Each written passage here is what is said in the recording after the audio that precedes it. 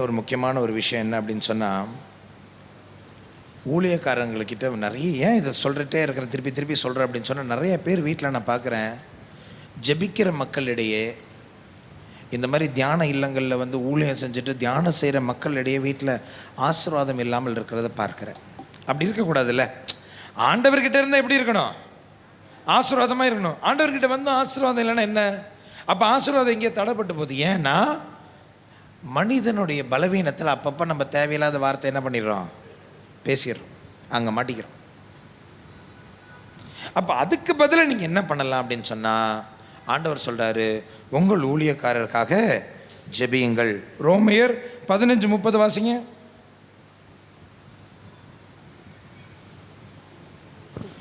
சகோதர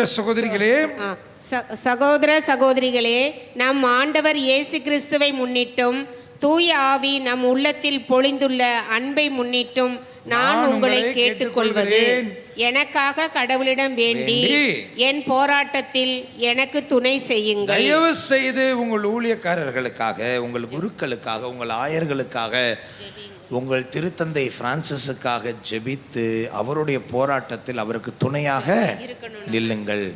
நீங்கள் உண்டியல்ல காசு போடுறதுனால மட்டும் நீங்கள் துணை நிற்கிறதுன்னு அர்த்தம் இல்லை. அவர்களுக்காக ஜெபியுங்கள். நான் ஒரு லிஸ்ட்டு ஒன்று கொடுக்குறேன், தயவு செய்து அந்த லிஸ்ட்டையும் நோட் பண்ணிக்கோங்க. கூடவே பைபிள் அது எங்கே இருக்குன்னு சொல்கிறேன், நோட் பண்ணிக்கோங்க.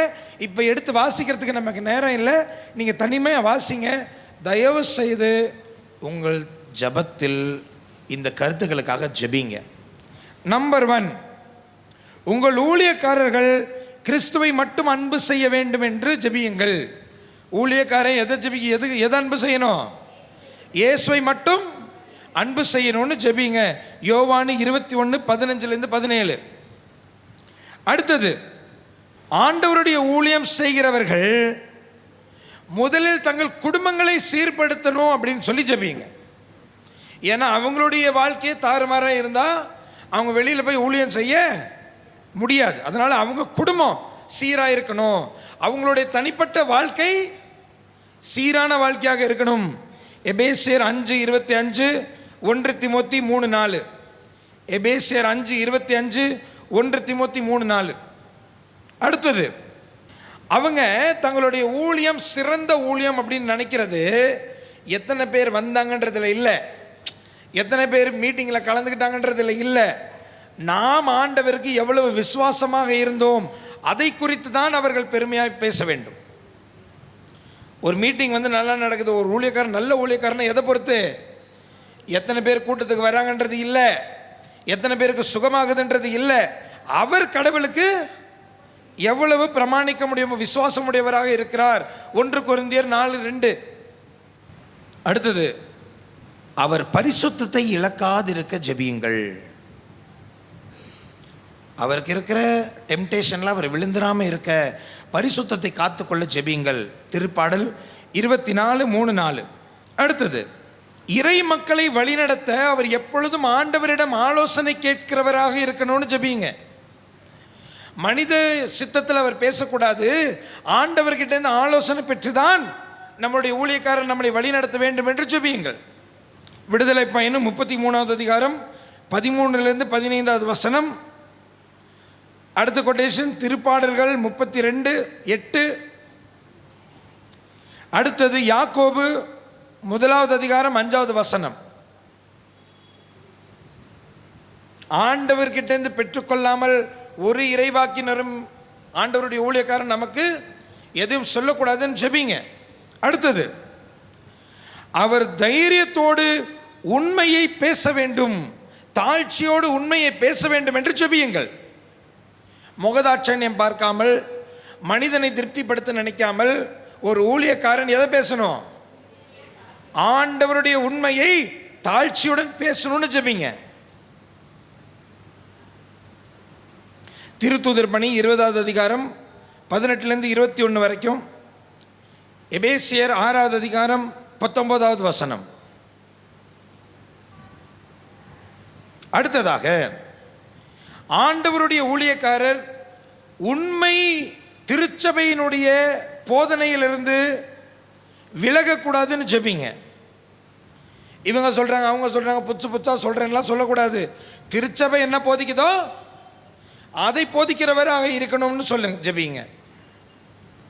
2 திமோத்தி 2வது அதிகாரம் 15வது வசனம், தீத்து 1 அதிகாரம் 9வது வசனம், தீத்து 2வது அதிகாரம் 1வது வசனம். நிறைய பேர் ஜெபிக்கிறீங்க, அதனால தான் இந்த காரியங்களை தெளிவாக சொல்கிறேன். தயவுசெய்து இனி ஃபாதர்ஸ்க்காக, சிஸ்டர்ஸ்க்காக, பிஷப்புக்காக, ஊழியக்காரங்களுக்காக ஜெபிக்கும் பொழுது இந்த காரியங்களெல்லாம் சொல்லி சொல்லி ஜெபிங்க. அடுத்தது, எது முக்கியம் எது முக்கியம் இல்லை அப்படின்ற வித்தியாசம் தெரிகிறவராக ஊழியக்காரர் இருக்கணும். தேவையில்லாத காரியங்களுக்கு ரொம்ப நேரம் வேஸ்ட் பண்ண கூடாது.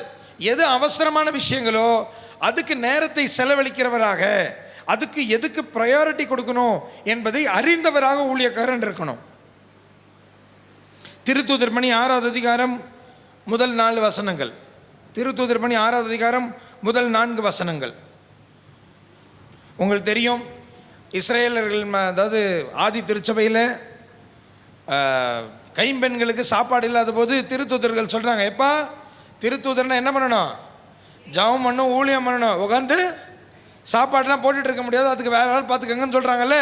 அந்த கிளாரிட்டி ஊழியக்காரனுக்கு இருக்கணும். யார் எதை செய்யணும் அப்படின்ற தெளிவு யாருக்கு இருக்கணும்? ஊழியக்காரனுக்கு. அதுக்காக ஜெபிங்க. அடுத்தது, மற்றவர்கள் அவரை பற்றி இல்லாததை பொல்லாததை சொல்லும் பொழுது அவர்கள் இதயம் காயப்படாமல் இருக்கணும்னு ஜெபிங்க. முதல்ல யார் அவங்கள பற்றி இல்லாதது பொல்லாதது பேசக்கூடாதுன்னு ஜெபிங்க. அவர்களை பற்றி மக்கள் உயர்வாக தான் பேசணும், மட்டமாக பேசக்கூடாதுன்னு ஜெபிங்க. அப்படியே யாராவது பேசினாலும் அது அவர்களை பாதிக்கக்கூடாது, அவர்களை காயப்படுத்தக்கூடாது, அவருடைய உள்மனம் காயப்படக்கூடாதுன்னு ஜெபிங்க. இதுக்கெல்லாம் நீங்கள் ஜெபம் பண்ணுறதே இல்லை தானே? கரெக்டு தானே? இதுக்கெல்லாம் ஜெபம் பண்ணுறதே இல்லை. இப்படிலாம் அவங்களுக்கு கஷ்டம் இருக்குன்னே நமக்கு தெரிறதில்லை. நோட் பண்ணிக்கோங்க. இது எங்கே இருக்குது? ப்ராவர்ப்ஸ் நீதிமொழிகள் 26வது அதிகாரம் 4வது வசனம். 26:4. கடைசியாக ஊழியக்காரங்களுக்கு நல்ல ரெஸ்ட் கிடைக்கணும்னு ஜெபம் பண்ணுங்க.